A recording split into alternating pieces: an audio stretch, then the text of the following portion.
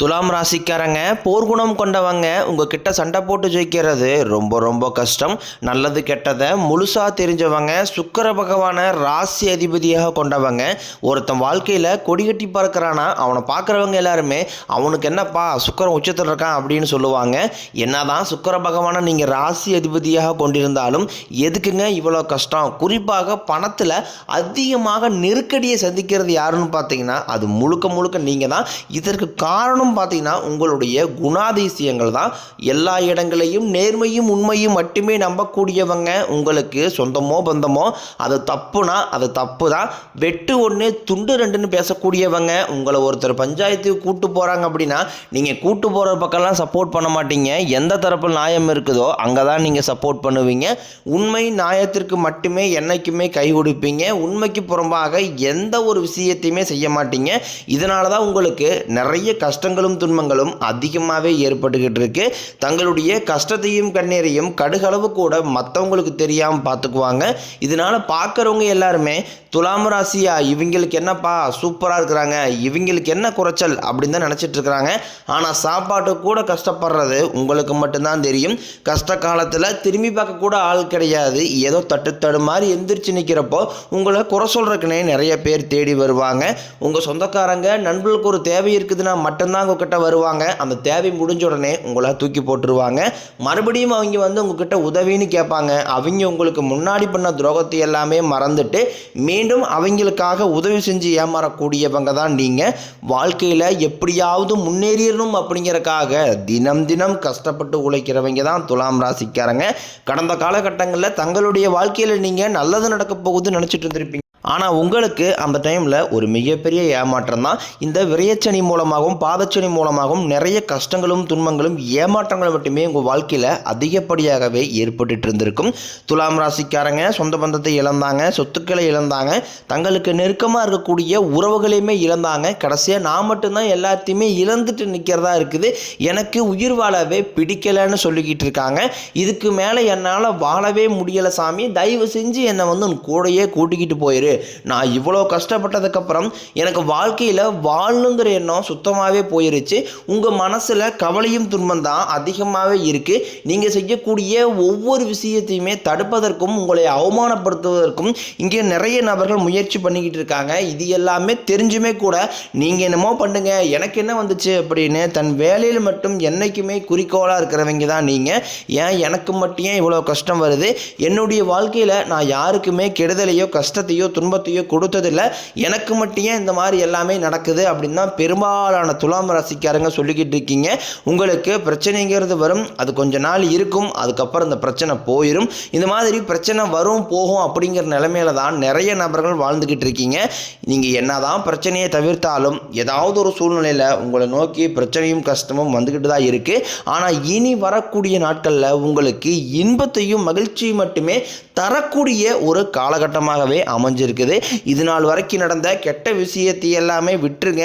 இனி வரக்கூடிய நாட்களில் உங்களுக்கு எப்படிப்பட்ட நன்மைகள் நடக்க போகுது அப்படிங்கிறத பற்றி தான் இந்த பதிவில் நாம் தெளிவாக பார்க்க போகிறோம். கடந்த 2025 மிக மோசமான ஒரு நரக வாழ்க்கையில் வாழ்ந்தவங்கன்னா அது முழுக்க முழுக்க துலாம் ராசிக்காரங்க தான். ஆனால் தற்பொழுது இந்த 2026 நிச்சயம் உங்களுக்கு ஒரு வெற்றியை தரக்கூடிய ஒரு ஆண்டாகவே பார்க்கப்படுது. இப்படி தான் எல்லாருமே சொல்கிறீங்க. ஆனால் ஜனவரி மாதமே முடிஞ்சு போச்சு, பிப்ரவரியும் கிட்டத்தட்ட 15 நாள் ஆகி போச்சு. எங்கள் வாழ்க்கையில் எந்த ஒரு மாற்றமும் நடக்கவே இல்லை சாமி, இப்படியே தான் எங்கள் வாழ்க்கை இருக்குது. கடந்த 2 வருஷமாக நாங்கள் எவ்வளோ கஷ்டப்பட்டோமோ அதே கஷ்டத்தோடு தான் இன்னை வரைக்கும் வாழ்ந்துக்கிட்டேன் அப்படின்னு நீங்கள் கேட்குறது புரியுது. ஆனால் தற்பொழுது நடக்கக்கூடிய இந்த வாக்கிய பஞ்சாங்கம் முறை பார்த்தீங்கன்னா உங்களுக்கு இந்த மார்ச் 6ஆம் தேதியானது சனி பெயர்ச்சியானது ஸ்டார்ட் ஆக போகுது. அதாவது பார்த்தீங்கன்னா சென்ற ஆண்டு வந்து திருக்கணித பஞ்சாங்கம் படி போன ஆண்டே உங்களுக்கு சனி பெயர்ச்சியானது நடந்துருச்சு. அதன் பிரகாரம் பார்த்தீங்கன்னா சனி பகவான் தற்பொழுது கும்பராசியை விட்டு மீனராசியில் சஞ்சாரம் பண்ணுறாரு. தற்பொழுது நடக்கக்கூடிய இந்த வாக்கிய பஞ்சாங்கம் படி பார்த்தீங்கன்னா இன்னும் பார்த்தீங்கன்னா சனி பகவான் கும்பராசியில் தான் இருக்காரு. வரக்கூடிய மார்ச் மாதத்தில் தான் உங்களுக்கு வந்து பார்த்தீங்கன்னா மீனராசிக்கு போய் வக்ர நிவர்த்தி அடைகிறாரு. இந்த வக்ர நிவர்த்தி மூலமாக இத்தனை நாள் நீங்கள் பட்ட கஷ்ட துன்பங்கள் அனைத்தும் முழுவதுமாக உங்களுக்கு நிவர்த்தியாக போகுது. அதாவது பார்த்தீங்கன்னா குருவோடி ராசியில் சனி பகவான் வக்ர நிவர்த்தி அடைஞ்சிட்டார் அப்படின்னா ஆட்டோமேட்டிக்காக இத்தனை நாட்களாக உங்களுக்கு சனி பகவான் கெடுதல் பண்ணிக்கிட்டு இருந்திருப்பாரு.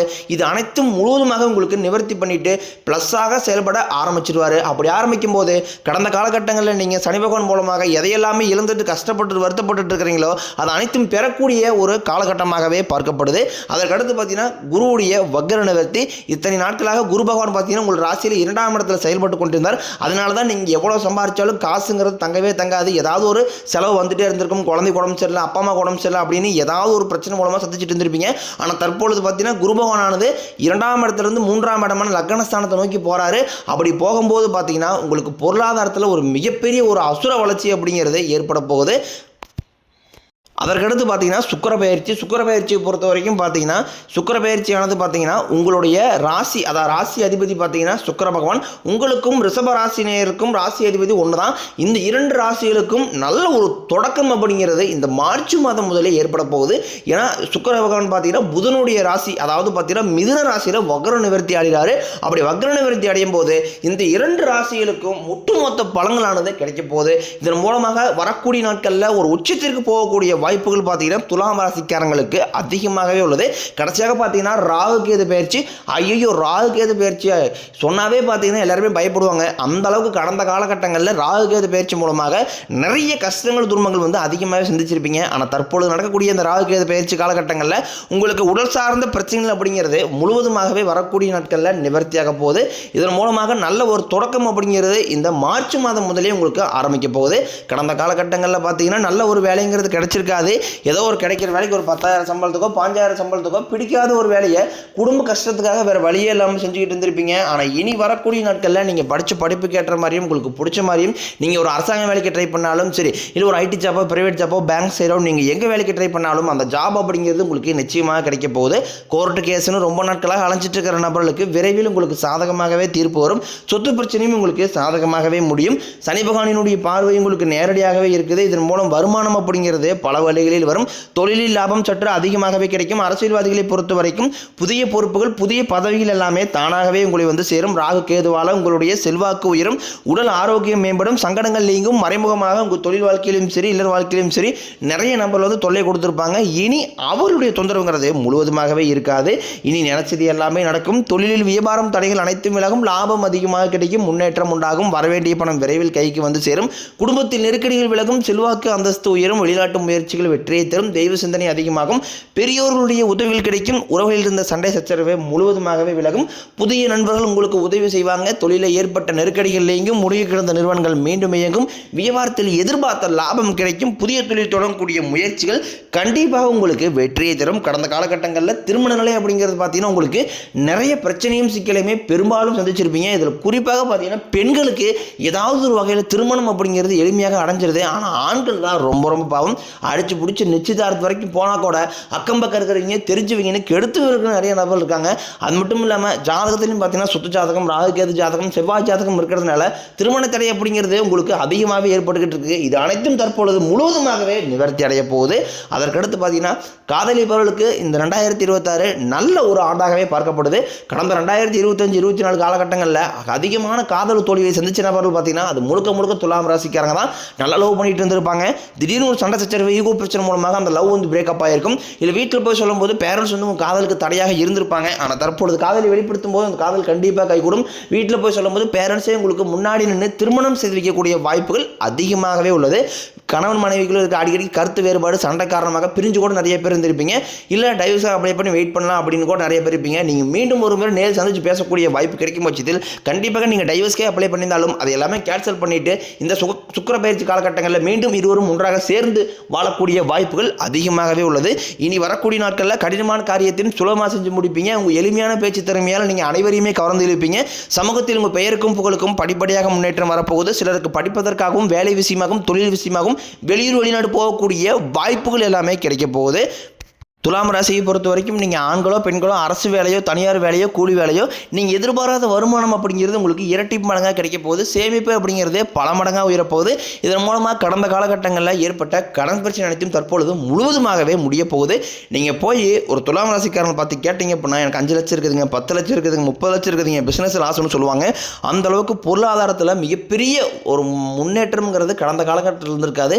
தற்பொழுது நிச்சயம் ஒரு மாற்றம் அப்படிங்கிறது இந்த 2026 உங்களுக்கு ஏற்பட போகுது. போகுது.